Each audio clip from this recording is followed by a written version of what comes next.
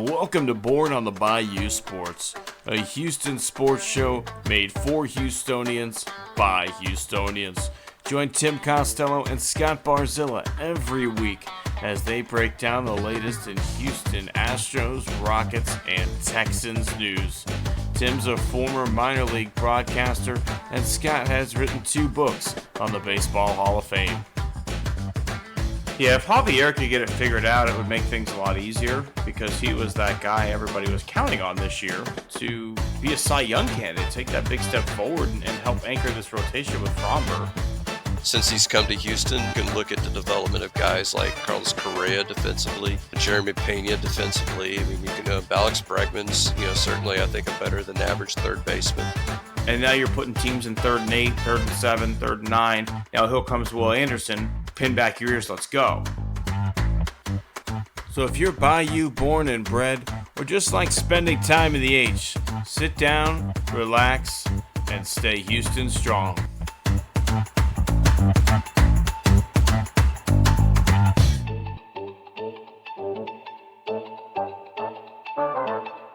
Welcome back in Born on the Bayou Sports. Tim Costello, Scott Barzilla coming to you on Rockets opening night. Scott, how are we doing?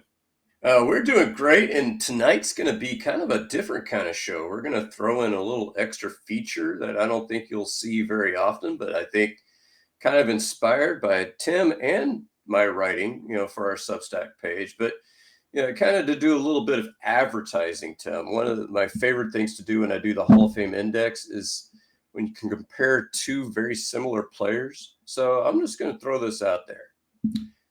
Whose career would you rather have? Paul Goldschmidt or Freddie Freeman? I think pretty similar guys, right, at the end of the day. But Freddie's got the ring. And to me, I'm always going to want the guy that's got the ring, Scott. Yeah, unfortunately, Goldschmidt, playing most of his career with the Diamondbacks, they haven't really been in the postseason that often. I don't know that you could really put that on him necessarily. And then, of course, traded to the Cardinals, and the Cardinals have been decent. And Freeman might have a chance to add that second ring here this year. Yeah, I think Freeman, playoff-wise, has had more opportunities. That goes down to team success. But,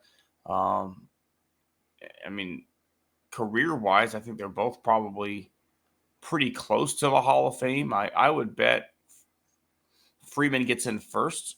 I think he has kind of been more visible in the media, visible in the face of his team, whether it was with the Braves or now he's in LA. And as much as I hate it, guys who are affable with the media tend to get the votes first. Yeah, and the other part is that he's I say only 35. I mean, I guess you and I feel differently about the age 35, since I don't think you're quite there yet, and I passed that quite a bit ago. But he did drive in over 100 runs this year. And so while I think they're equal in the index, I think if you were to buy futures, you definitely put your money on Freeman, since Goldschmidt looked like he was kind of slowing down, we'll just say. I mean, different situations too, though, right? Where Freeman kind of is allowed to just exist because there's so much talent in that Dodgers lineup. He can just go out and do his thing on a day-to-day basis, where realistically Goldschmidt and Arenado are kind of being asked to carry all the heavy lifting over there in St. Louis. And, we saw during the Bear years here in Houston, even if you have good quality MLB talent on your roster, when you don't have it surrounded with other quality MLB talent, those guys can get exposed. Yeah, Wilson Contreras, though, just fell off his couch. That too. You gave me a good one the other day too, Scott. You sent me player A, player B, and they ended up both being Carlos Lee, right? Where it was Carlos Lee before his Astros contract and Carlos Lee after his Astros contract, and the difference was minimal, realistically. So I enjoy the brain teasers. I enjoy the comparisons of players, and we'll have to keep this up for the podcast fans. Yeah, and I think with Lee, I think the point is, and that kind of leads into our number one story, which for the first time in at least several months is your Houston Rockets. You mentioned it in the opening. They're opening the season tonight. As we sit here, they're sitting there at the half, having a double-digit lead over the Charlotte Hornets, who may be undermanned. But obviously, the big news is two big contracts for Jalen Green and Alperen Şengün. And so, I guess, just to lead us off, what are your feelings on those two contracts? I like them. I really do. I think both guys got the payday that they were looking for going into the season.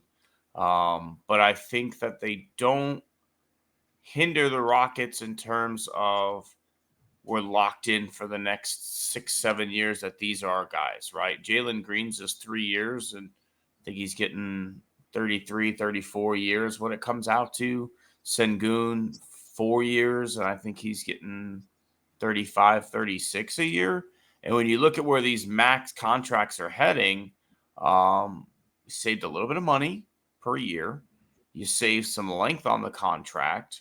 And now you get to kind of sit back and see, how does Iman Shumpert look? How does Reed Shepherd look? How does Barry Smith look? Where do we go next? Do we move Fred Van Fleet at the deadline for a position of need because we've got Reed Shepherd, and the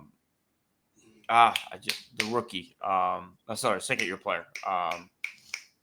Yeah, he was just The he's twin. scored. I just said Yeah, it. Amon Thompson. Amon Thompson. Thompson. Right. Thompson looks fantastic in the first half tonight. So all of a sudden, let's say, hey, that's who we want playing starting point guard.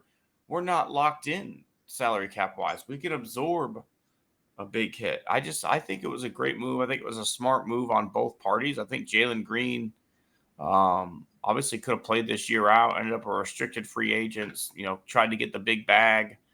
But why not take that stress off your shoulders, right? If you can get the AAV that you're looking for and do it on a short-term deal, now you can go get an even bigger max contract next time around. Yeah, and I brought up Carlos Lee for this reason.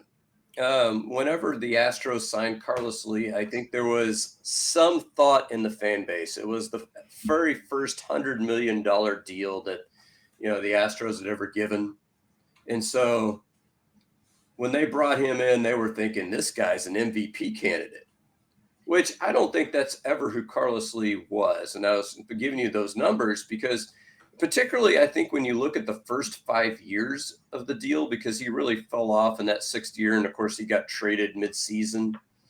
But when you look at the first 5 years of the deal, he was practically the same player. And so when you give Şengün and you give Green the big money, Şengün, I think, has the ability to be a Jokic kind of player, but he's not going to be Jokic suddenly because you gave him nearly $200 million. I think I think the point that you made, though, that I think is the big key, is that both of them can just play their game, and they don't have to worry about, oh shit, I got to put up 20 points a game because I need to get paid. They're already gotten paid. Right. And with the team looking to make that push into the playoffs for the first time ever, do I want a guy stat stuffing? Do I want a guy looking for his shot? Or do I want somebody who's like, hey, I'm here to lead the team. Do it, tell me what I need to do. I think Carlos Lee versus these guys is maybe a little bit of a different comparison, Scott, because Carlos Lee was a little bit more of an established player at that point. He'd Yeah, played fair. 6, 7 years in the league where, take Şengün as an example. Every year he's gotten better. Now, at some point, is there going to be are we going to hit peak Şengün and like now we've just got to maintain, add a couple moves, things like that? Yeah, absolutely. But I have no reason to believe that this guy can't be, a fringe perennial all-star for the next 6, 7 years, right? A guy that you can run the offense through, who's got a litany of post moves, who can hit jump shots, who allows you to open up driving lanes for your slashers, right? Like If this team is built around Şengün, you've got slashers on the outside in Whitmore, in Thompson, in Jalen Green, and then you've got a center who can pick and pop. So realistically, the way this team is set up, like if you think Şengün is going to continue to grow, why not commit to him now and let these younger guards, younger players learn how to play in this system for longer?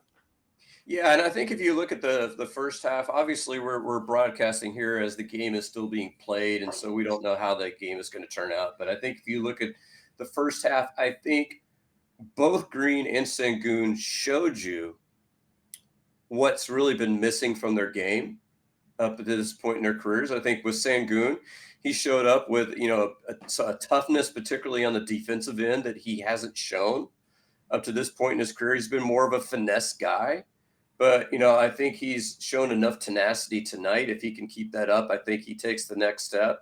And Green has been a guy that just seems like at times to be unengaged, disengaged. But tonight, he's taking shots. When he has open shots, he's taking them. Now, he doesn't always make them. And I think probably the next step in his game is to get that 3-point percentage between 35 and 40% consistently.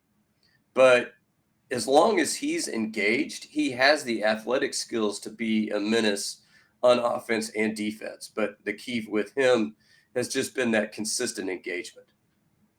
To me, Green's game just is so similar to like peak Dwayne Wade, right? Where he has such a quick first step. He can beat you to the rack. He can finish with authority. He's a good shooter. He's a streaky shooter, right? Like when Green gets hot, he gets hot. But he's also not going to shoot 42, 43% from 3-point range, right? Like that's just not who this guy is. So I think if we could be anywhere near that Dwayne Wade type of player, right? I'm not saying he's going to be Dwayne Wade. Dwayne Wade is a Hall of Fame player. But you can be a guy that can beat somebody on the first step when you have that opportunity, when you have the angle. You can be a guy who can drive and dish. You can be a guy who can finish around the rim with authority. And you can be a guy who knocks down open jump shots. And you know what? That guy sticks around the league for a long time, and that guy helps you win a championship. Yeah, and I think both these guys have Hall of Fame physical traits and abilities. It's just a question of whether they'll put it together consistently. And we'll get to watch, as I think the point that you made about them taking less than the max.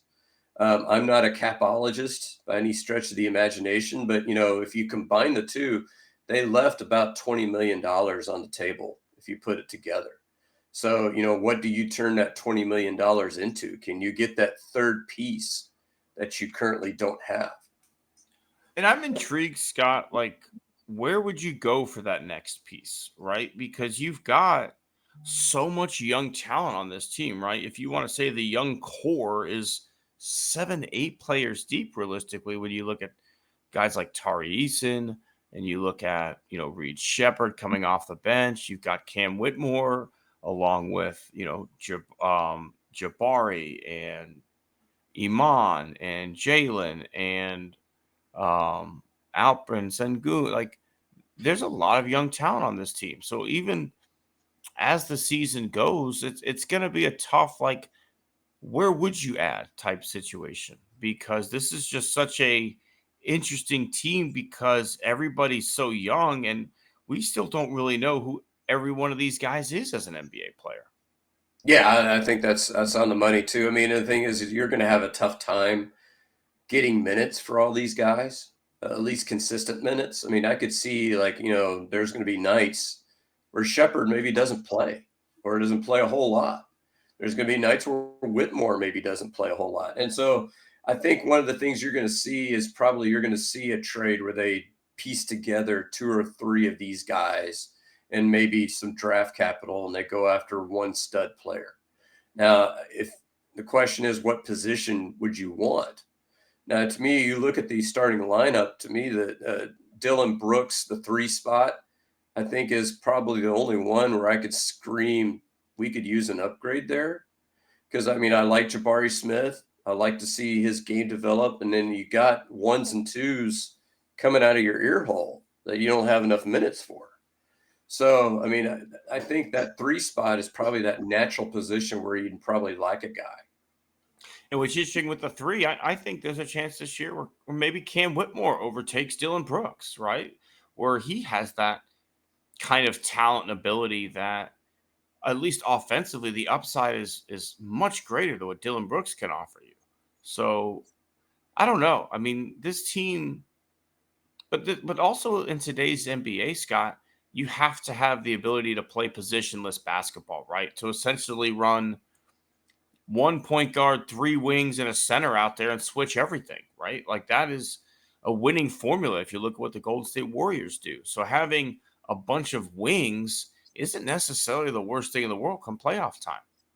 No, and I have to wonder, like, you can play around, especially if we see how Shepard develops. If he's able to knock down a shot consistently, you might see Amen Thompson at the three, more often, where you can, have three guards on the floor, so to speak.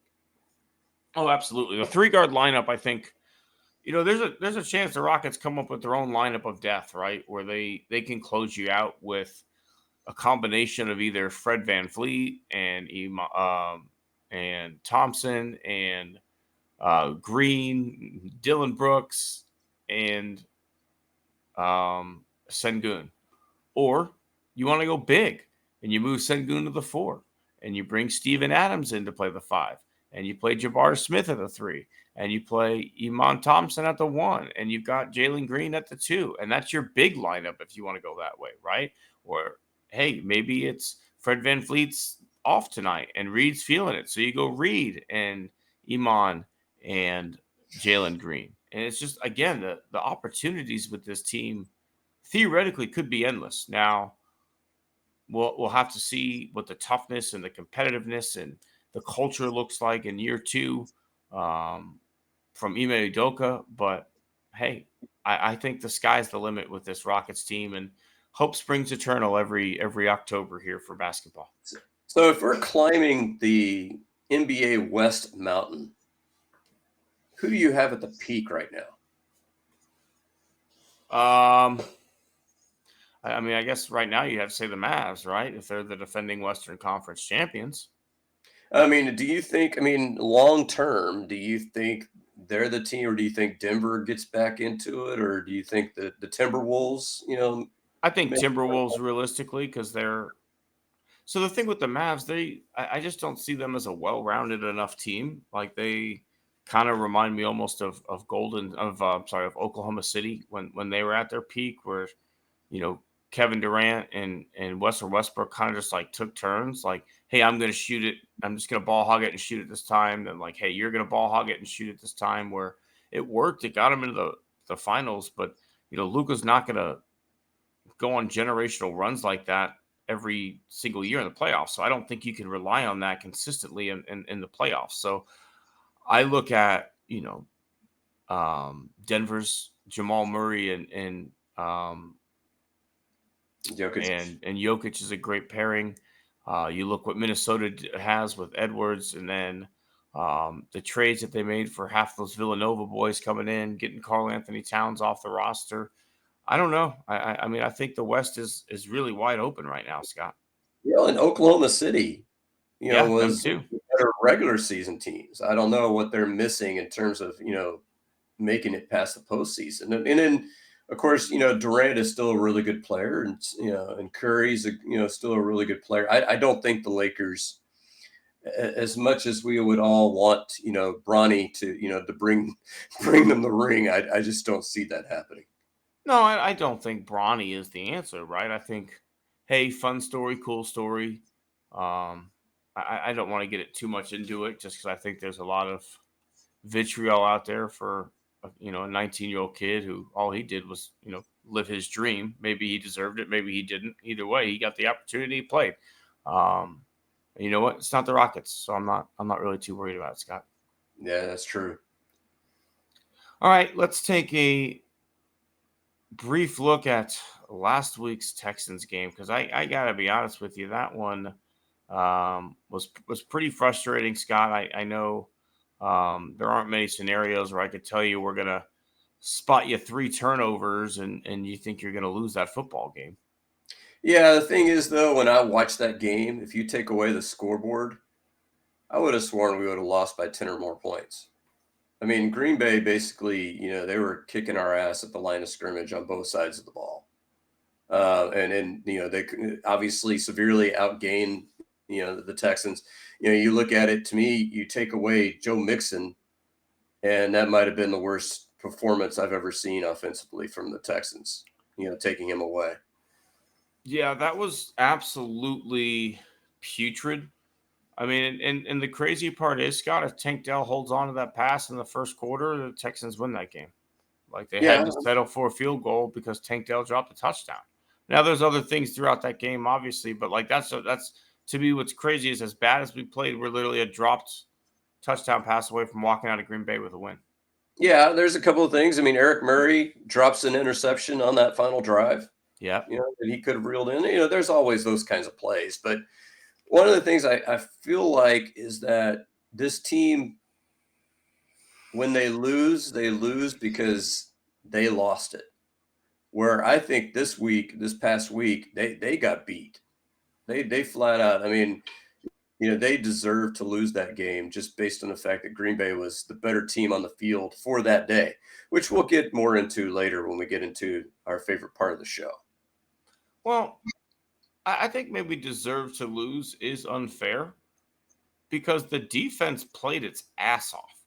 Like, let's just talk about the game that D'Amico Ryan schemed up, Oh, missing your starting safety, missing your two starting linebackers, missing your starting defensive tackle, missing your starting cornerback, and you produce two picks and a fumble. Like, oh my goodness, I mean, the fumble was on special yeah. teams, but still, Scott, like D'Amico, my God. I mean, but at what point now is this Matt Burke?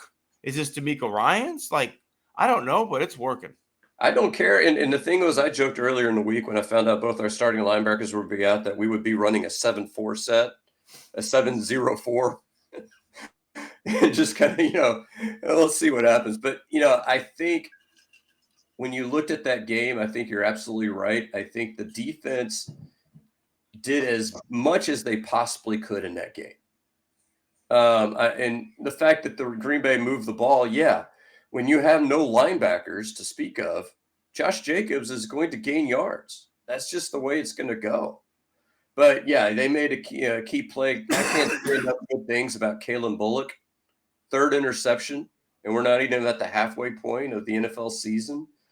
Daniel Hunter and Will Anderson show up in the fourth quarter, making key plays to keep us in that game. I mean, that's more of the kind of action that, I think we're going to expect to see. And the thing is that it shows that whoever is in charge, whether it's Ryans or Matt Burke, they've shown an ability to adjust to, number one, what the other team is doing, but number two, the personnel you have on your team available.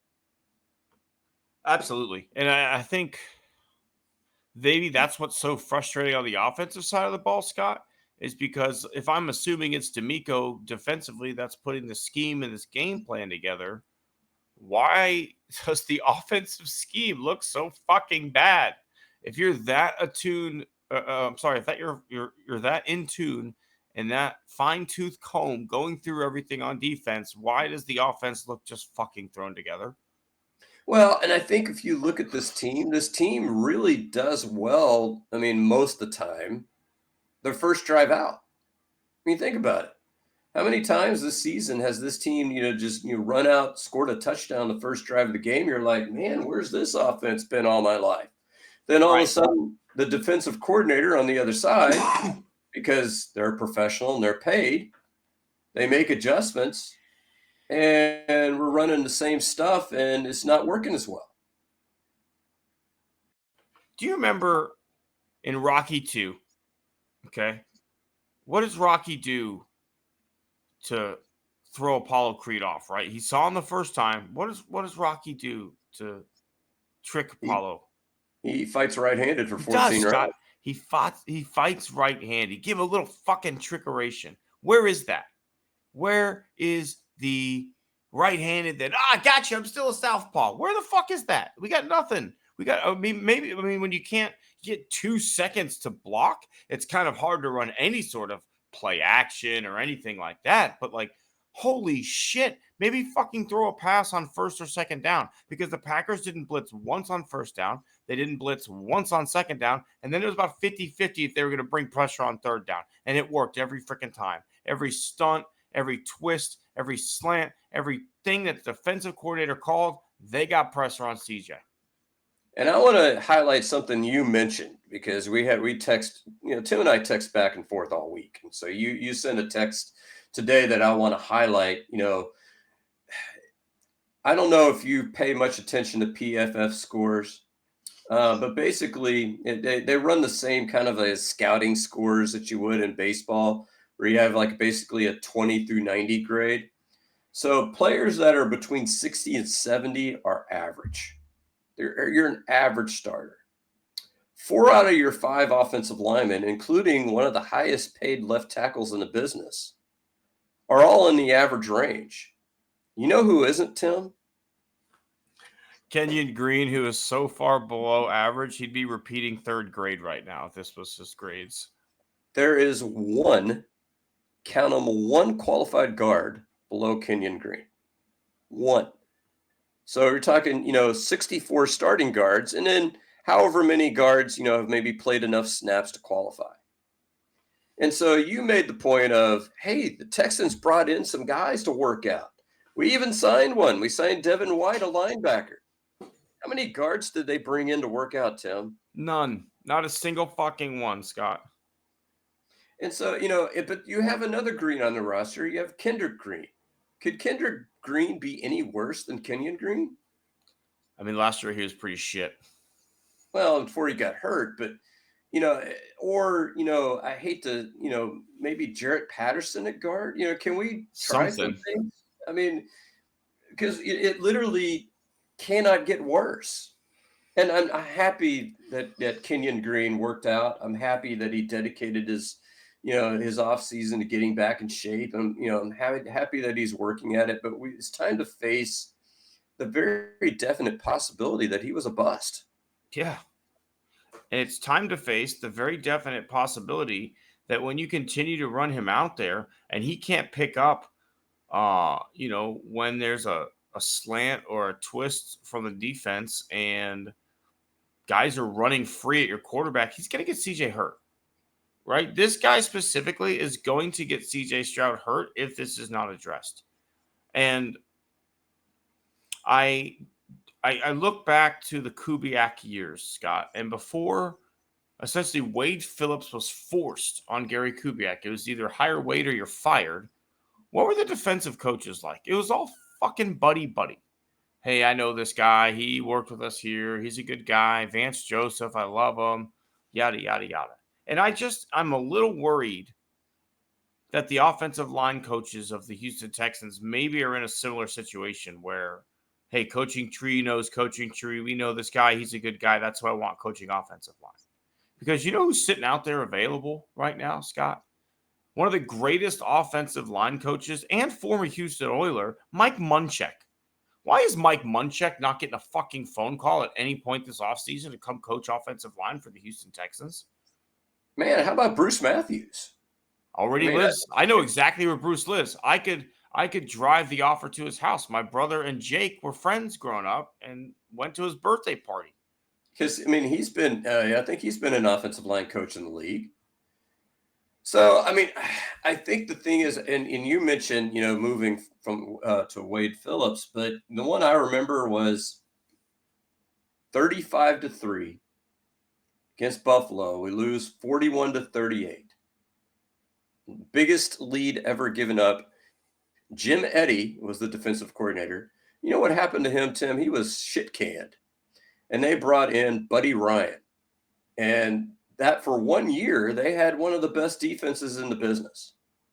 And so, Jim Eddy was kind of a Jack Pardee buddy, nice guy. And so, I don't know how much of this is on Slowick. I don't know how much of this is on, the offensive line coaches. I don't know how much of this is just on the 5 guys that you have out there. But you're paying them a shit ton of money. 3 of them are among the highest paid players at their position. What are we doing? Even if you say they're average, you shouldn't be average when you're the highest paid player at your position. And I think what makes it even more frustrating is the success that Mixon has on the ground, right? Like you guys have shown you have that nasty in you and you're willing to go out there and run block. You're willing to go do that and create holes. So you are capable of being a cohesive offensive unit for your running back. Why can we not get pass protection figured out? And the other part of it too, and I think probably C.J. Stroud does have a little bit of a responsibility here that he needs to get the ball out quicker. I think he's kind of used to the idea that he can wait that extra second or two because he has the arm talent to fit it in tight windows and wait for routes to develop. Well, maybe it's time to stop waiting for routes to develop. Maybe we need to look for that first good read and make that throw. And especially with the wide receiver talent that we have, why are we not maybe running something like what the Patriots did with Edelman or with Welker, where just get the ball out of your hands quick? You've got read the defense at the line of scrimmage. If they're showing you this look, you go to Randy Moss. If they're showing you this look, you go to Welker. If they're showing you this look, you go to tight end. Boom, boom, boom, boom, boom. Quick throws, get it out of your hand, get the defense gassed, so they're not just able to sit there and rev up and chase your ass all day. Yeah, I mean, I think so. And I think that's where, to me, the biggest problem, and I'll get into this later, but is the inability to make adjustments mid-game. I think that's the biggest problem. And I think that's where the defense is really showing people up because, the Packers moved the ball really well in the first half. They didn't do much in the second half because DeMeco Ryans, I think, is an elite play caller on the defensive level. I mean, he just is. When he was last year, he was in San Francisco, they had the number one defense. And you can say, yeah, look at all that talent. But I would say, look at what that talent has done since he's left. They haven't been number one defense since he's left. So maybe there's something there. No, there's absolutely something there. And, I do think the Texans are still in an elite team in the league. And I think that Packers defense is fantastic, right? I think that was an underrated defense coming into that game. I think everybody talks about Jordan Love and that wide receiving core, but that defense is for real. And, at the end of the day, again, it's about winning football games. They had a chance to win. They didn't get it done, but you're still 5-2. You're still first place in your division, and you have a chance to win another division game here this week. And so, it's all things on to the Colts now. Yeah, and what's funny about the Colts, and I was we were talking about this a little bit before we got on air. I'm doing an article where I look at their PFF scores. Their PFF scores are through the roof. I mean, they have 3 of their offensive linemen are the best at their position, practically. They've got 2 wide receivers that are really have good scores. They have 2 tight ends. They've got Jonathan Taylor, if he's healthy. But, they have other talented backs as well. So what's the one thing that I didn't mention, Tim? What's the one thing missing? Oh, my goodness. That'd be their first-round quarterback. Anthony Richardson, he is the Kenyon Green of the Colts. There is one qualified quarterback, that is below him. Ooh, what? Can I guess? You can throw one out there, see what you think. Deshaun. You know what? I don't think it was him. Okay. Actually. I'm trying to think of who it was, but I don't think maybe it was Daniel Jones. Maybe but it's funny. We were talking last week about the moves, and of course the Jets. Last year at this time with Zach Wilson, we're 4-3. So, the quarterback is important, but sometimes the name can be glitzy, but it's how he's performing. And to me, Joe Flacco is a better quarterback right now. There's no question than Anthony Richardson. The thing with Richardson, Scott, to me is he is a fantastic athlete. He has elite arm talent. He is a great scrambler. He has terrible ball placement, absolutely terrible ball placement. And he doesn't complete a high enough percentage of his passes to get the rhythm of the game going. Will he burn you a couple times deep throughout the game? Yeah, probably. Will he pick up a couple third downs because he's able to extend the play with his legs? Yeah, probably. Will he run consistent offense throughout the game? No. And I think that's what hurts the Colts. The defense gets gassed. There's too many 3-and-outs, and he just doesn't give them a consistent chance to go win football games because he doesn't complete enough of his passes. I don't know. He reminds me of somebody. I don't know. Did you ever watch Randall Cunningham play football? A little bit, he was kind of at the very, very beginning of my football time period, like maybe a little bit of the Vikings time period before Dante Culpepper got on there. But yeah, he was basically as an Eagle, probably the fastest quarterback in the league if you ran a foot race, and he could throw the ball 80 yards. But you remember how they had like Jamarcus Russell could Right. supposedly Yeah. throw it 70 yards from his knees. It's like, yeah, but is there going to be anybody there to catch it? And that's where Randall Cunningham was that kind of. He would have the highlight reel play where you're like, oh my God, how did he do that? But the Eagles never won. They never won anything. They made it to the playoffs a couple of times, and he never won in the playoffs because you have to make that 10-yard throw consistently. And Richardson just can't do it, at least not yet. No, it doesn't. I haven't seen it. I think he missed so much time his rookie year that probably hinders the growth a little bit, right? Like you were worried about getting back instead of getting better. So the offseason isn't, spent growing as a player. It's spent regrowing a bone or, whatever it is essentially, right? But I don't know. Like there are certainly guys who have taken that step in year 3 or, have figured it out later on. But when you are a quarterback who has relied on your athleticism for as long as he has, and now you've got to use your arm a little bit more, you've got to be more accurate, you've got to play from the pocket, it's really hard to relearn the way you play quarterback. I mean, there's very few guys that have done it. Everyone likes to point to Josh Allen as you look at his college accuracy, and all of a sudden he got way better in the NFL. That's one guy. That's one out of all the other strong-armed, mobile, athletic guys who everybody thought would figure it out in the NFL, the Christian Ponders, the Jake Lockers of the world. They're not here. One guy did it. Well, and Allen is not even all that accurate. When you look at it, I think what's happened is that, particularly when they changed offensive coordinators this time around, they've put him in an offense that he can operate. They're not asking him to make tight window throws. That's not his game. His game is kind of running around and, buying time for guys to get wide open and, making huge athletic plays. So even if you're using Josh Allen as an example, he's never been an elite ball placement guy. And when you look at, say, the success that Washington is having running, a little bit more of a college type offense with some zone read stuff, with the ability to let the quarterback's athleticism play in their favor. It's interesting to me why Indianapolis is kind of starting to force or trying to force the square peg into a round hole and having Richardson play this way when that's not his style. Yeah, that's true too. I mean, you got to. Shane Steichen came over with working with Jalen Hurts, and everybody's thinking, "Gosh, look at what he's going to do with Anthony Richardson," and it just hasn't materialized yet. Yeah, I don't see an offense that is built around this guy, right? If you've got a skill set and a talent that lends itself to X, but you're asking me to do Y all the time, I'm not going to look good. Yeah. And to me, I wouldn't even look at the Eagles. I would look at what the Ravens do with Lamar Jackson.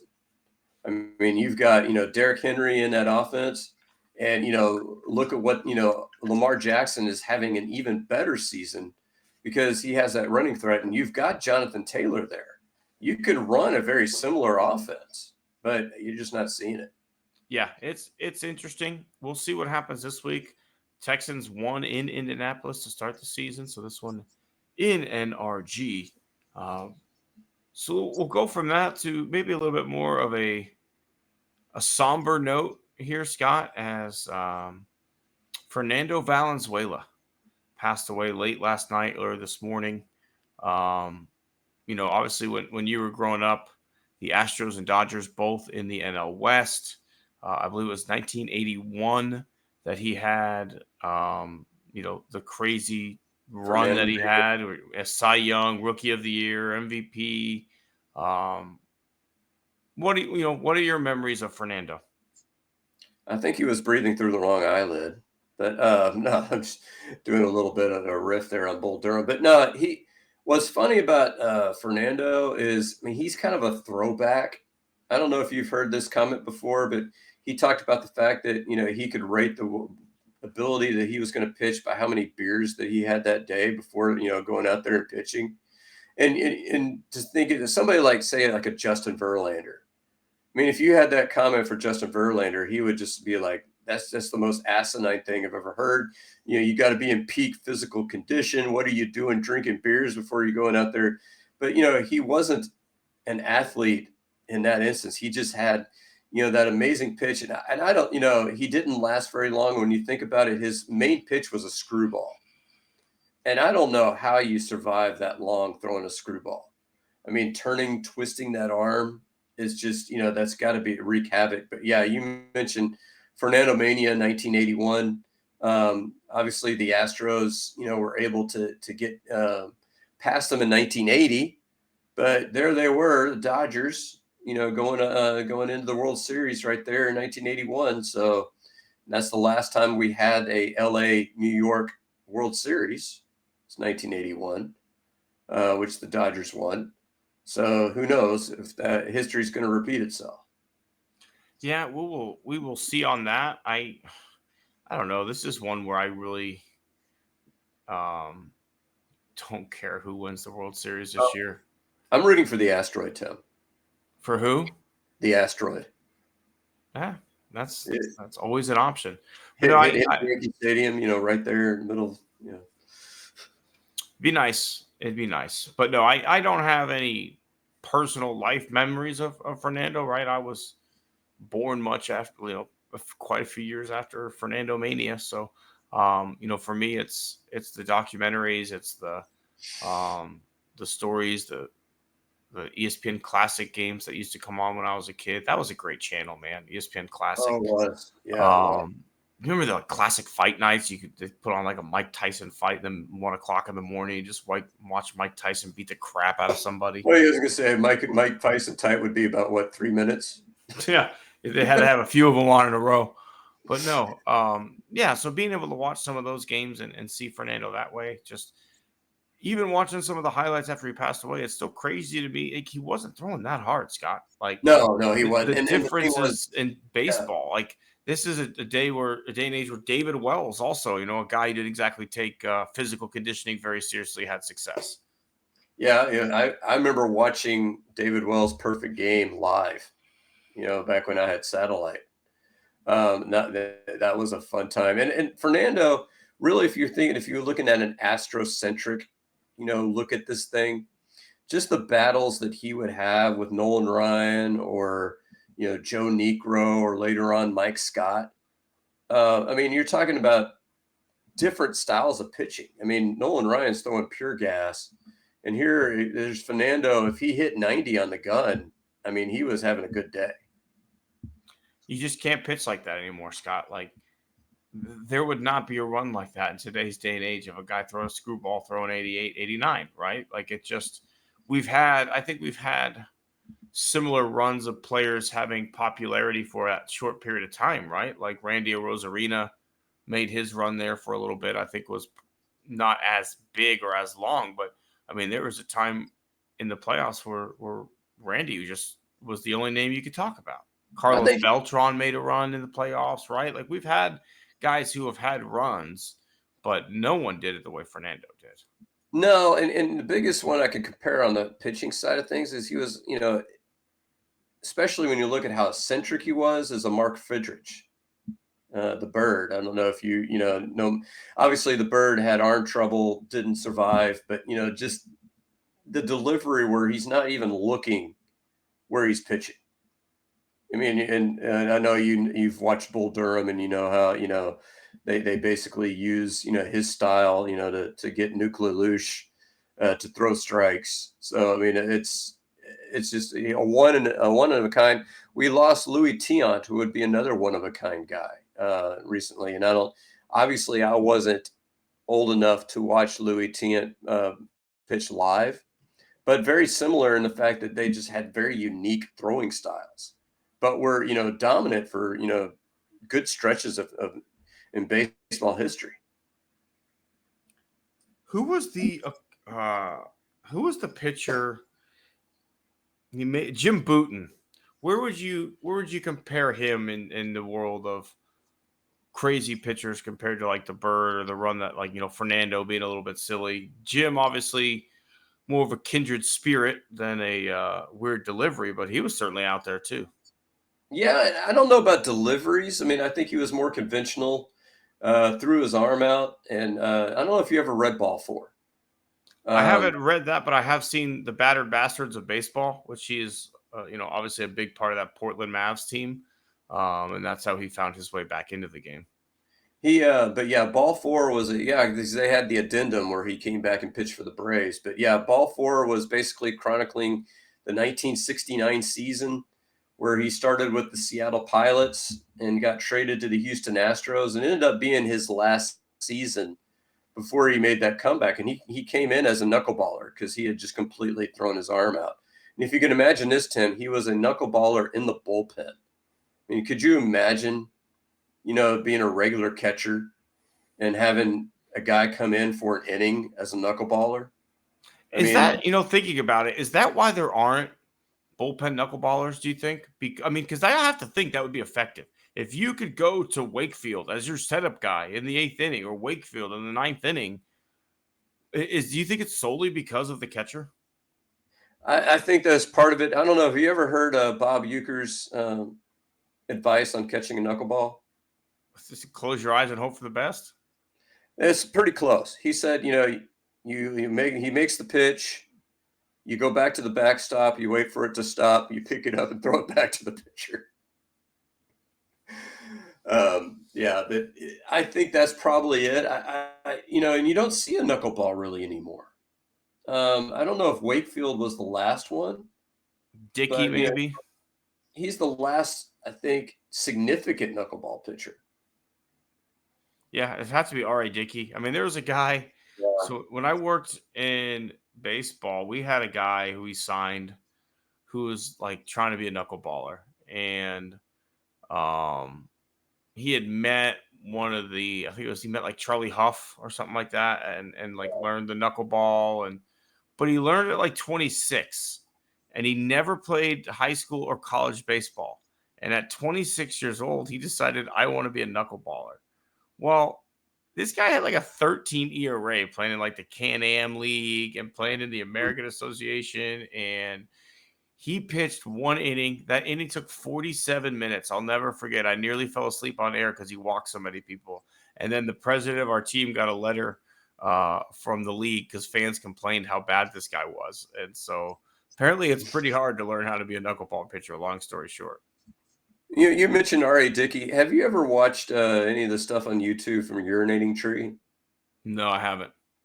Oh no, you need to watch this as an Astros fan because he has one basically a Rangers history of failure. No. And so this is before they won the World Series, obviously, but they drafted R.A. Dickey originally, and he was basically the Brady Aiken of his time. Right. He was missing a major ligament. And they drafted him in the first round, and it was like, oh shit, what do we do now? But yeah, you need to catch that video. It's about 15, 20 minutes, but you'll flat out enjoy it. It's just delicious. All right, Scott, it's about that time. Time to give out some awards after we obviously paid our respects there to Fernando. Scott, it is time for the horse's ass of the week. Who do you have for us here this week? I mentioned him earlier, and I'm going with Bobby Slowick because you and I both outlined this, perfectly. That D'Amico Ryans has shown a tremendous ability to not only adjust during a game, but also adjust to lack of personnel that you might have. They had 0 healthy starting linebackers in this game. They went out and signed Devin White because their linebacking core has been decimated. Yet they still found a way in the second half to shut down a pretty good Packers offense. I mean, you looked at that game and, they gave up that field goal drive at the end, but really in the fourth quarter, the Packers offense did nothing. And, that's a testament to D'Amico Ryans. It's a testament to Matt Burke. It's a testament to those players. We've seen the same crap from this offensive line for now 7 games. I mean, I think the 2002 season where David Carr got sacked 72 times is the only season that's going to eclipse the pace that C.J. Stroud is on right now to be sacked. And we all know what happened to David Carr's career. So I would like for that not to happen with C.J. Stroud, and so the question is, maybe can you coach up the offensive line better? Sure. You could do that. Could you maybe tell Kenyon Green, get your ass over here on the sideline? We're going to stick in anybody else. I mean, there were times in that game where I thought that, did they just go into the crowd and find 5 guys with a beer gut just to sit there and say, you want to play offensive line for the Texans? And if you're going to do that, can you please check in advance to make sure they're not Packer fans? But if they can't block, you have to make adjustments. You have to adjust to what you have. If you can't get these guys to block consistently, you've got to have play calls, which are going to call for quick passes. And certainly, I think Joe Mixon had a lot of good runs, but when his runs were best, Tim, his runs were best when it was a quick hitting run. When they would sit there, hey, Joe, get about 8 yards back in the backfield, and we're going to pitch it to you on a sweep. Almost every time that happened, he'd get tackled for a 2 or 3 yard loss because this offensive line just isn't capable of sustaining a block. But you know what? If you do a quick hit, here's the ball, go. Joe Mixon's pretty damn good. And he was pretty damn good on Sunday. And you know which one I absolutely fucking hate, because the 49ers run this play too, is the toss directly back. Not even the fucking sweep, where you get him 7 yards deep and you just toss it directly backwards to him. I don't understand that play at all. Yeah, I mean, you have your guy, no burst of speed built up whatsoever. You're 8 yards back. Good luck. Yeah. So I'm in complete agreement with Slowick. I think I had him as my horse's ass 2 weeks ago. So I will co-sign that, and I'm also gonna nominate Kenyon Green himself, because that performance was embarrassing. You couldn't have blocked me. I feel like I could have swim moved my way past Kenyon Green on Sunday last week, and that's just not acceptable. You're a fucking first round pick. Like, I felt like the effort wasn't there. I felt like the preparation on his part is terrible. You have to know that this team will run stunts. They will run slants. They will run twists at the line of scrimmage. And the fact that you weren't prepared for that as a first-round pick and an NFL player is quite frankly embarrassing. Yeah, I mean, to me, it's almost like last year, 2023, Martin Maldonado, where I really like Maldonado, and as good as you can prepare, his physical skills were just not there. And he signs this year with the White Sox and gets cut before the end of the year because the skills are just not there. I don't know what's wrong with Kenyon Green. I don't know if it's an effort issue. I don't know if it's what we call a loft problem. You know what loft stands for, right, Tim? Lack of fucking talent. Yeah, I don't know if it's a loft problem. I don't know if it's an effort problem, but it's a problem. That's where I go back to Slowick, back to D'Amico Ryans. In this instance, he's not your left guard. He's just not. And I know we drafted him in the first round. I know you want to give him every opportunity. You've given him opportunities, and he sucks. So we got to go with somebody else. Yeah, it's very rare in the American workplace that your employer will show as much loyalty to you that the Texans have shown Kenyon Green. But for some reason, they continue to give this guy opportunities. And every single time he burns them. Like, any guard in the league should be able to run block, okay? Like, that's what guards are supposed to do. They're supposed to be your big, powerful run blocker. So congratulations if the Texans can run the football. That's what you're supposed to do. But you're also supposed to keep your quarterback fucking clean, and we haven't done it once this year. I don't think we've thrown one clean sheet out there this year, Scott. No, we haven't. You're right on that. All right, let's go to some positive news here. Some tips of the cap, Scott. It's been a fun week, an interesting week, and there's been some good things that happened as well. Who are you tipping your cap to? I'm going to tip my cap to a guy that we have torched on this show. Maybe not this show, but we've torched him on the old iteration, the snap hook. And I'm a big believer in that. If you're going to criticize a guy, when he does something good, you need to come back and you need to man up and you need to give him his props. So, Rafael Stone, I am tipping my cap to you because not only did you lock up Şengün and Green, but you managed to do it without giving them the max. And I think that was something that some of us probably in Rockets land just really resigned ourselves to. I thought Şengün was getting the max, and I thought that they were going to roll the dice on Green and kind of wait. That's where I thought it was going to go. But signing them both, and I think Şengün has got 5 years on his deal, which I think is a good deal, for him because I feel very confident that he's going to produce over those 5 years. And you got Green for 3, which I think, he's a more riskier bet. And I think you did, that's about as good as you're going to do. You're giving him 3 years. And so if he's a bust, you're not completely tied down to this long contract. I feel like Green's movable if worse comes to worse. And if you had given him a max deal, nobody's giving you anything for Green. Even if you're giving Şengün the max and you want to deal, I don't think anybody's giving you, much for Şengün.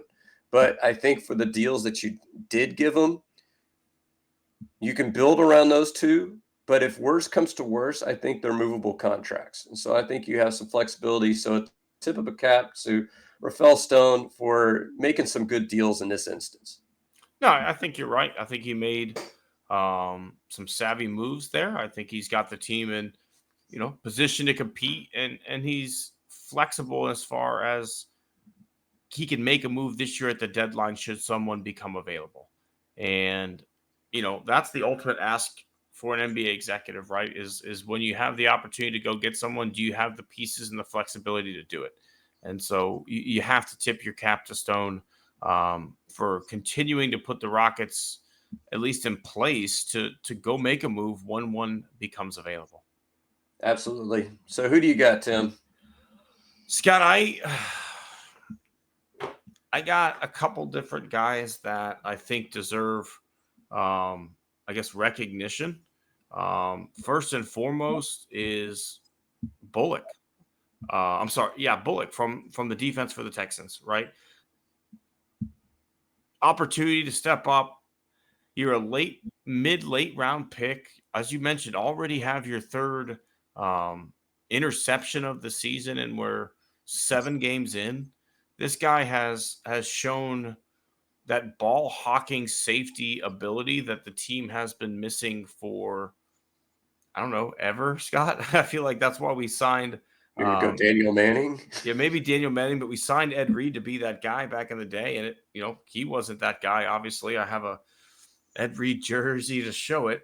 But yeah, that one was fantastic, and it was a great showing for a young player who had an opportunity realistically to make a play.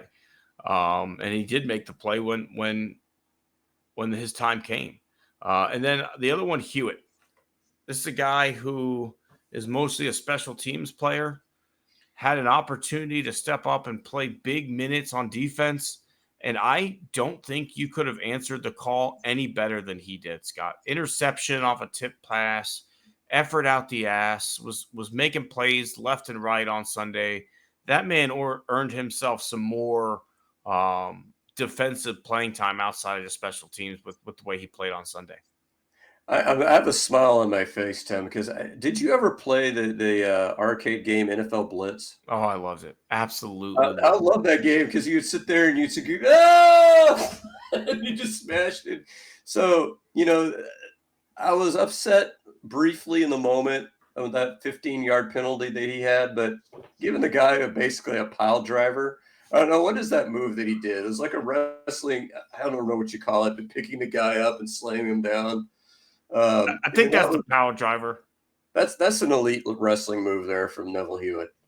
Yeah, that was a big hit. That was a big hit. But no, I thought he played for the most part a pretty good game on Sunday. Yeah, All no, things yeah, considered, being asked to step into that spot, having never really done that in the NFL against a pretty damn good team. absolutely, absolutely, good call on those two. All right, Scott, this is something new we wanted to add into the show this week, where we just wanted to take a moment to make a comment. Right there's For those of you who don't follow the Substack, Scott and I both write.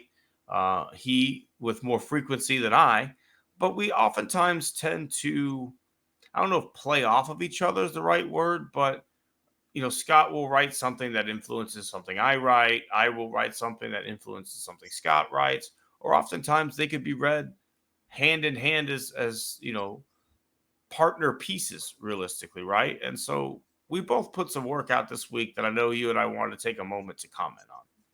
Right, and I want to give a tip of the cap to Tim over there because he produced a wonderful piece this week. Won't You Be My Neighbor? Isn't that the title of it? Yes, it is. Won't You Be My Neighbor? So check that out because Tim made a great point. He was watching a documentary, so he got a little bit of inspiration there that he can tell you about. But in order for fascism to take hold, you need some ingredients that are happening in the country. Yeah, and that's just, if you look at Nazi Germany, if you look at Italy, if you look at Spain, around the time of World War II, if you look at other totalitarian regimes, you need some basic ingredients even before you have a leader. And I think the ingredient is the one that Tim hit on, and that is that we don't know people outside of our coworkers, outside of our family, maybe a few friends that we might be connected with, but both Tim and I both admitted when we were texting back and forth, we don't know our neighbors. I've lived here for 11 years. Still, we've talked every once in a while, but we really don't know them all that well. And most of the time we talk, it's basically them complaining about something. So I mean, that's not really conducive, to having any kind of a meaningful relationship. And so what happens is that, and this is going to be my piece tomorrow, it's basically dehumanization. That's the way that fascism happens, is that we dehumanize our fellow people. And so whenever we start talking about immigrants, that's when we start talking about vermin. We start talking about our political enemies. We call them the enemy within. We start treating people as, we start, oh, they're eating the cats, they're eating the dogs, because animals do that. People don't do that, So if I think of them as an animal, then I'm not going to be as upset when something happens to them. And so I think the point where we tie this in is I wrote a piece. I had a friend we've mentioned on the show before. Um, he dropped me as a friend on Facebook. I reached back out to him because he's somebody I grew up with. We played on the golf team together at Clear Lake High School. I drove him to school for 2 years, and he just said, I can't do it anymore. He thought I was too extreme when I said that Donald Trump partially invited the violence on him whenever he had the assassination attempts. And I think there are people, and I certainly thought this at the time, and there are people who still have this nagging feeling that those were fake. I'm not going to go that far, but there are some nagging questions there. But the point is that he just decided, even though we've known each other for over 30 years, that he can't do it anymore because, to use his words, I'm a libtard. And so he's made me as less of a person. And I suppose part of it might be I've made him less of a person as well, because of where he stands politically. because we're now talking at each other through social media and not meeting face to face like Tim's article was suggesting, which is why I think it was so timely and such a companion piece for the stuff that I've been talking about. Because whenever you meet people face to face, you have to see them as human. And if something bad happens to them, your natural empathy, of course, most of us have natural empathy, some people don't, but our natural empathy kicks in because nobody wants to see anything bad happen to anybody. It's horrifying. But if I don't ever interact with them, I don't see them as people, I never see the horrifying things, then I just don't care as much. And that's what the fascists are counting on. You're absolutely right, Scott. And even just to take it a step further, it's not just the fascists. Dehumanization has been a part of the world since European expansion, especially, right? When Christopher Columbus came over and, did what he did, it's because those people that he encountered were not people, they were savages, they were subhumans. When we committed, kidnapping and selling of other human beings from Africa, again, they were savages, they were subhumans. When we genocided the Native Americans because we wanted that land for manifest destiny, they were labeled as savages and subhumans. It is how America and really, the white European settlers of the world have lived and have done things. This is not anything new. And that's why my piece was, I guess, written, is just I felt, this huge desire to um know more people. I learned through meeting different people who have different experiences. I went to college pretty conservative. I grew up in a conservative area of Houston, and then I met people and people who grew up differently than I did. People who would consider me wealthy, and I never once in myself thought my family was wealthy or came from money. And all these things opened my eyes.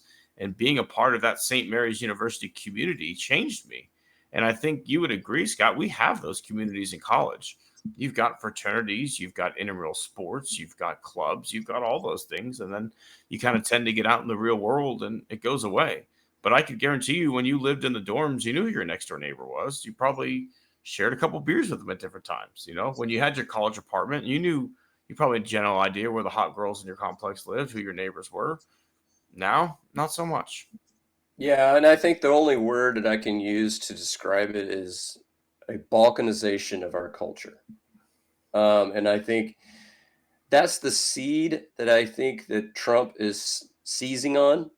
And this is the reason why I mentioned fascism, because I think that, when you look at Adolf Hitler in Germany, you look at Mussolini, there needed to be seeds underneath that to make the rhetoric resonate. The Germans were in horrible economic times. Horrible. I mean, the Great Depression hit them a lot harder than it hit us in the United States. And in the United States, there were seeds of fascism. There were seeds of communism. There were voices here that were starting to get somewhat of a hold because of the bad times that were happening here. And so that balkanization, which I think, part of that is the media, but part of that is just with social media, people feeling better being behind a screen than just getting out there outside and saying, hey, let's have a block party, like you mentioned in your article. We used to do that on our cul-de-sac. We would, every Halloween, because we were in a cul-de-sac, we would put a big table out in front of the cul-de-sac where we would have all of our candy so that, people would come by our table and get the candy without having to walk each house door to door. We don't do that anymore. No, no, we don't. And so it's sad, and I think it's caused all of this rhetoric to gain a hold. Couldn't agree with you more, Scott. And I'm glad we took just a quick moment to shout that out. But let's keep this train moving on. It is time for Scumbags of the Week. Scott, who do you got for us here? Okay, I'm going to go with, I'm going to do a bit of a shout out. I called my Allstate agent, and he apologized profusely for the story I'm about to tell you.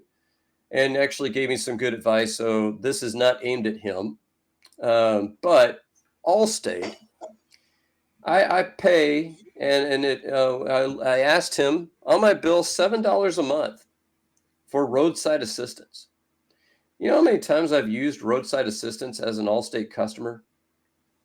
Once or twice, maybe? 3 times. 3 times. And I've been an Allstate customer for as long as we've been in the house. So, at least 10 years, if not more. So I think I've paid more than enough to get good roadside service. So yesterday, on Monday morning, my car will not start. This is a new car, by the way, which I'm also kind of salty about. Thanks Jeep for giving me that. And so apparently these new cars have 2 batteries, Tim. I don't know if you knew that. But I have a battery that is the regular battery and a battery that controls the electronics. Well, both those suckers were dead. We could not jump it. So at about 4 o'clock, just a little bit before 4 o'clock, actually, 3:58 p.m., because I looked it up, I called Allstate and said, hey, can I get a tow? I said, sure. We're going to have a guy in there between 5:30 and 6:15. Now, the very first question I asked is, wait a minute, whoa. What part of town are they coming from? Because they have a habit of sending people from Spring to come pick us up in Clear Lake. And of course, the person who's on the other line has no idea, what Houston's like. So they had no idea where to send a driver from. So I'm guessing the driver that they sent initially was coming from there into town, unbeknownst to me until I called them back several times. That person had canceled the call.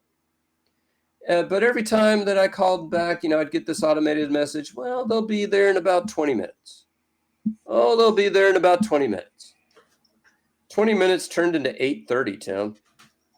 I missed dinner. I didn't get dinner until 9 o'clock because I'm like, no, don't give me dinner because, they're coming in 20 minutes.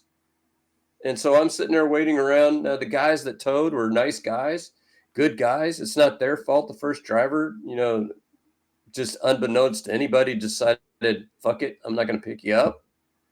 But it's ridiculous when I'm paying $7 a month for a service and you can't get somebody to me even within 4 hours. I mean, imagine if I was stranded on the side of the road waiting 4 hours for a tow. Thank God I was at home. Yeah, I've had that exact scenario happen with Progressive. It's why I'm no longer with Progressive. I have Allstate myself now. So yeah, I feel for you, Scott. That's never fun. Now, if you buy the roadside assistance, this is the tip that my insurance guy gave. He said, go ahead and call who you want, save the receipt, and I'll reimburse you. So it's like, okay, all right, I'll do that then. Hey, if you can do that, I highly suggest it, Scott. I typically tend to be a little bit more pigeonholed, and honestly, most of my issues have come at home. So, like, if I gotta wait it out, I gotta wait it out.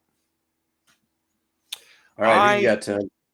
I struggled with this one, Scott, because at the end of the day, the idea that a former president would be working the fry pit at your local McDonald's is almost laughable, right? And for that reason, I am not saying that Donald Trump is the scumbag here. It's McDonald's. What the fuck is McDonald's doing? Like, why would you let him do that? In what world is that good for you? In what world is that good for your brand? What does that say about anything that, like, we for some reason think that a former president is showing us something by frying up some fries at McDonald's? Like, what does anybody think that says? Like, Kamala's McDonald's job was like very, very early in her life, like one of her first jobs. Donald Trump is fucking 70 something years old, and he served a fake customer. Like, anybody who was a part of setting this up, your Secret Service team, your campaign team, McDonald's for letting it happen. McDonald's is my guilty pleasure food. I now have to boycott McDonald's, Scott. That's where I'm at. No fucking McDoubles for me, because dipshit Trump had to go work the fry pit. No, Tim, it's not the fry pit. It's the fry counter. That was Trump's. People were saying it was the best fries. People who came through drive-through said it was the best fries they ever had. Some people said he never had a fry as good as my fry. That's all I'm saying. Is some people were saying it's the best fries they ever had. I've never had fries with bronzer on them before. I mean, that was awesome, man. Can you? But no, the best joke I saw, Scott, was that like when that store opens back up the next day, they're gonna have an E. coli outbreak because Trump was sitting there shitting himself while he cooks. Well, the thing is that what it reminded me of was it reminded me of J.D. Vance ordering donuts. Where he busted out the whatever normal people get. And it's like, here's an alien with a human suit, whatever the humans get, but yeah. And there's a lot of people who are up in arms, and I kind of agree that, maybe the vitriol is a bit overboard because, if Kamala Harris was going to work at a McDonald's, do you think they would have it open for business? No, I don't think so. But Kamala wouldn't go work at a fucking McDonald's Yeah, she knows that people say things like, "Oh, what do you want me to do? Just go flip burgers?" Like that's a bad thing. And now Donald, I'm not saying it is, but that is the connotation. And now a guy running for president of the United States thinks that throwing on the fucking smock and a hat with the golden arches on it makes us think he's more qualified. Well, the thing that kills me about it is the whole thing of, well, Kamala really didn't work at McDonald's. Well, what's your proof? There are no records. It's 1983. What records do you think that they have? Is the McDonald's where she worked even open anymore? Let's be honest, Trump didn't really work at a McDonald's either. Trump cosplayed as a McDonald's employee. Well, and here's my favorite part, Tim. The other proof that she didn't work at McDonald's, well, it wasn't on her resume. So let me ask you, Tim, what was your first ever job? Busboy at my dad's restaurant. So did you put that on your resume for your current job? It is no longer on my resume. Exactly. I worked for the Pasadena Independent School District. I worked for the maintenance department. Did I put that on my resume? No, because it has no relevance to me being a teacher or a counselor. You know what would really blow their mind? I have 3 different resumes, Scott. I have a resume for marketing-based jobs. I have a resume for restaurant management jobs, and I have a resume for sports jobs. All 3 have different jobs listed on them because I've worked in different industries. Yeah, and a crazy thought there, Tim. You kind of, specializing your resume there for the job that you want. That's crazy. That would blow their mind up. I would love to see Donald Trump's resume on it. Like, what do you have on there? Slumlord, 1972 to 1978.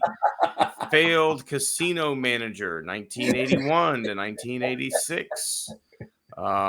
Failed football team owner, 1986 to 1988. Somewhat successful failed New York mayor candidate. That one was in there. And reality TV show. He wasn't even the host. Like he was like just a character on the show. Well, but the other part of it too is, who cares? Is she really getting that much run out of? I used to work at McDonald's. Are there any voters out there going like, I wasn't sure about Kamala before, but when I heard she worked at McDonald's, she gets my vote. I mean, come on. But my point is, on the token side of things, is there any single person who wasn't sure about Trump, then saw him work at McDonald's and go, he gets it. He gets what the blue collar worker is going for. I saw it in that 15-minute shift. That guy, he fucking gets it. No, that added absolutely nothing to your campaign. Like, I can't imagine that had to be his idea. Like, there's no way his campaign manager thought it was came in and said, you know what we should do? You should go do McDonald's for a day. So I guarantee you, like, he walked in and he said, you need to find a McDonald's that will let me work there for a day because that's how I own Kamala. And they probably were like, hey, man, that's a terrible idea. Like, there's way better ways to spend your time. We're in the last month of this thing here. Really, I think there's no, I'm working at McDonald's. Find me a McDonald's to work at. Get it done. Get it done now. Did you ever see the movie Brewster's Millions? Absolutely. We were talking about that on golf on Sunday. Yes. I think he's running his own like Brewster's voters. It's like my goal is to have 0 voters. What can I say to have 0 voters? I mean, because if you go, you know what I should do? I should say that I want Adolf Hitler's generals. That's what I should do. That's going to win me over some people. No. Actually, I want to talk about Arnold Palmer's schlong for 12 minutes. Impressive dick that Arnold Palmer has. Yeah, let me talk about that. The women will love me. Just like they loved Arnold Palmer's cock. I mean, or how about we insult a Hispanic murdered soldier and refuse to pay for her funeral after offering to do so? Yes. So, because Janet's favorite drink is an Arnold Palmer. Not anymore. It's ruined for her. Yeah. There's actually a cartoon, though, that has, a woman sitting at the bar, and the bartender says, "So, Melania, what would you like?" An Arnold Palmer. I think you got to start ordering Arnold Palmer extra long. Let me get that in a tall. Extra hard. Start asking for it extra hard and see what happens.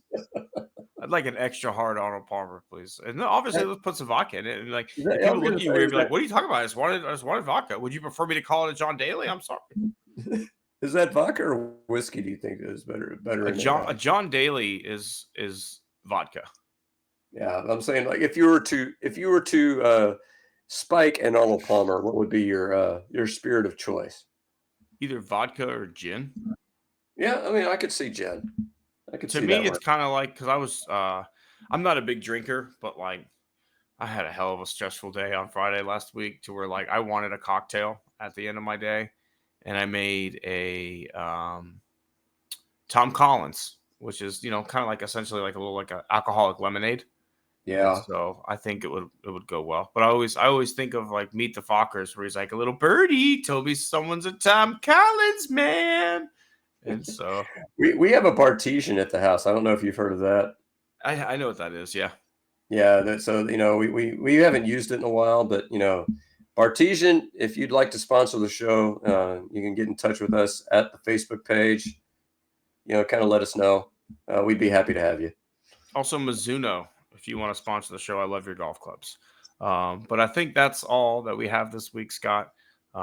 If you haven't had a chance to go read the Substack pieces, please head over to Thoughts of a Native Texan on Substack and check those out. It's been an absolute blast this week, though, Scott. You mentioned you've got some stuff coming up on Battle Red blog, and then you've got some Hall of Fame Index work coming out here, too, this week. Yeah, crawfish boxes. Actually, I'm starting a series where I look at potential moves the Astros could make, and it'll come out on Friday, so we can digest that next week if Tim wants to bring that up on the show. I tell you, folks, he shot me some of these moves. This might be the first time Scott and I aren't lock and step on what moves the Astros should make. So maybe a little bit more lively debate on the pod next week, Scott. Yep, absolutely. All right. Well, we appreciate everyone who joined us here this week on Born on the Bayou Sports. We will see everybody next time.